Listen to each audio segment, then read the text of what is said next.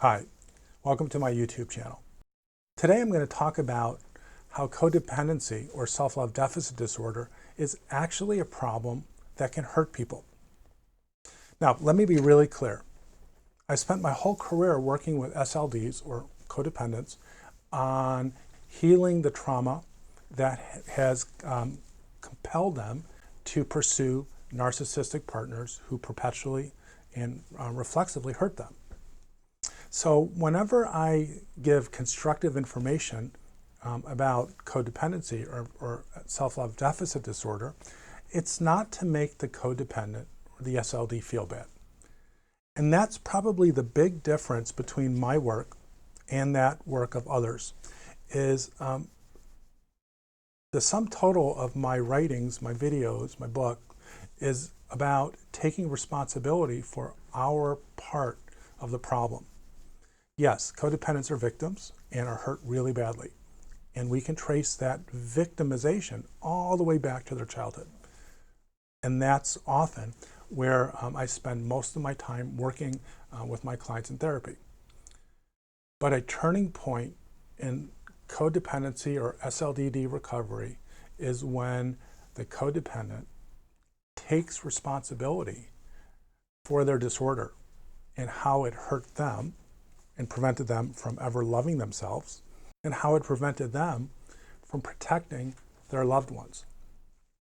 Because part of the denial systems that keep SLDD alive is the belief that we are victims, we can't control others, they control us, and the best we can do is survive. And that dysfunctional, distorted thought process or cognitive distortions perpetuate the problem itself. When you read The Human Magnet Syndrome or my material on the codependency cure, you're introduced to the fact that you are a partner to the problem. You are one of the dancers to this dysfunctional dance. You've probably read or heard or seen some of my material which says that codependent SLD parents actually harm their children. It's important for me to emphasize that without accepting that fact, that the disorder itself, the SLDD disorder itself, is harmful not only to yourself, but to others, you can never really recover. And I see this throughout my practice. When I first start working with my SLD clients, they vehemently defend their parent who was the SLD, the codependent, while painting the narcissist in a very dark and negative light. There comes a point where I push them to see or recognize and eventually understand that the parent, the SLD parent, was neglectful to their parental responsibilities, because no one else could have protected them from their narcissistic parents' harm. It's a tough pill to swallow, to finally accept that mom or dad, whoever the SLD parent was the co-conspirator, was complicitous, was responsible to the fact that they were hurt really bad as a child. Often my SLD clients will talk about, well, my mom didn't have any money, it was the 50s, the 60s, the 70s, and there are real reasons, bona fide reasons why SLD partners, wives or husbands, cannot leave the children and have a difficulty in protecting them. Those are all bona fide and acceptable reasons. But what I help my clients search for is what could have been done if that codependent parent sought help and actively tried to protect the children. What we almost always find out is the parent, the good parent, the SLD parent, had self-love deficit disorder. They were terrified of being alone.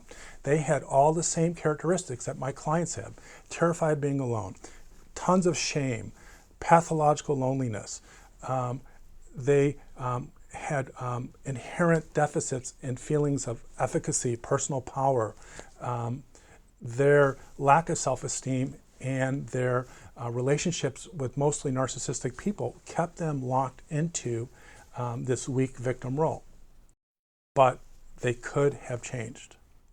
If I can't get my client, my SLD client, to understand that their parent could have changed, could have stood up for them, could have protected them, could have called the police, could have set boundaries, could have threatened a divorce, could have done hundreds of things. If I can't get them to see that, there's no way that I can get them to see the same in their own lives. As long as I protect them and justify their lack of protection, they're going to do the same. So it looks something like this. My mom did the best I could, my mom did the best she could, or my dad, and she had no choices, and I forgive her completely. Okay, there's nothing wrong with that. But when you start to discover through the therapy process that I do and other psychotherapists do, that our codependency, or our SLDD, actually made us believe we had little choices, made us believe we were trapped, made us believe we had no power or control, made us fall victim to the bullying, the manipulation, the mind control. When we understand that that disorder actually was the psychological perpetrator in keeping us in a victim role, then we know the problem that has to be resolved. So what would have happened if their parent did what they're doing in our therapy? Their lives would have been different. They would have experienced self-love. They would have experienced a form of existential peace and unconditional love and regard for themselves. Everything would have been changed. It is crucial for any SLD looking at this video. I am not trying to turn you against your SLD parent. I am not. I don't even wish that you're mad and angry. You may want to be, because when you're in denial all these years, it's important for you to feel the feelings that come up, whether they're anger, mad, sad, whatever they are, and then decide to let them go. What I am suggesting is that you be honest to yourself, that if you have self-love deficit disorder, you were really hurt as a child, you were a victim of attachment trauma. During the most crucial times of child development, you did not feel safe to be yourself. Your parent, one parent, was a pathological narcissist and harmed you horribly. And there's all different forms of how that harm looks. But your other parent, the SLD, the codependent, did not protect you. And she or he did not protect you because, one is they didn't know how, two is they didn't have enough self-esteem, self-love, or enough caring for themselves to do it. Or the next reason, the most important reason, is they were too afraid to stand up for themselves, to protect their children. So in the absence of protecting their children, they just gave them this unconditional love, which of course is good, but the children still lived in a horribly dysfunctional, unsafe environment. So in conclusion, if you want to solve your self-love deficit disorder, you want codependency eradicated in your life, you know that you have to look inside and you have to understand the roots of it, because you've seen most of my other videos. But you have to accurately understand what your parents did to you. You have to not sugarcoat it. You have to intellectually, factually, logically understand that both parents had choices and they chose to do or parent their children in a certain way. I've taught many a client, SLDD recovery is a choice.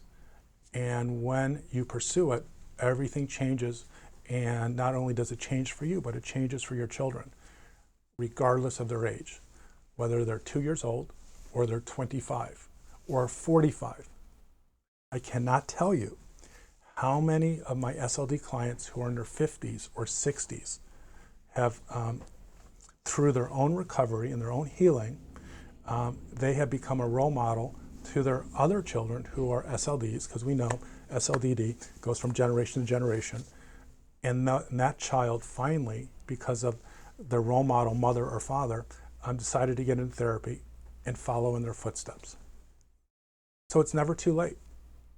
It's never too late. So with that, I like to conclude by saying this is a hard pill to swallow. One is, codependency is your fault. Two is, you're also a victim. And if you can't wrap your arms around that, maybe you are protecting not only yourself, but your parents. So take a look at what happened to you as a child, what's happening to you as your children, and this is how we can solve the problem and stop the transmission of this dysfunctional pattern into the next generation. Because you can do it. Self-love is absolutely possible. You can heal, you can right the wrongs, and you can start over.